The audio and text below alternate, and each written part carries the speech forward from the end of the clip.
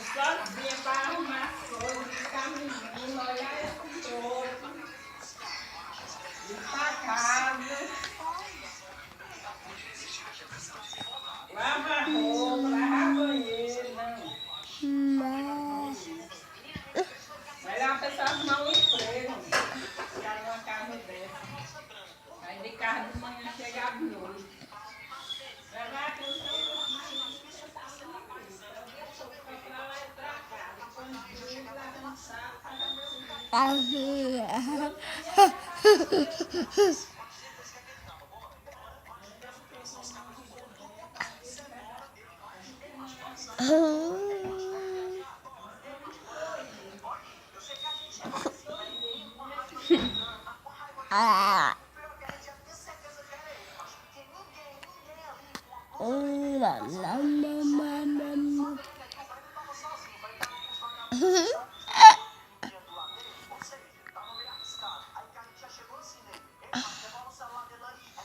Dê tchau, dê.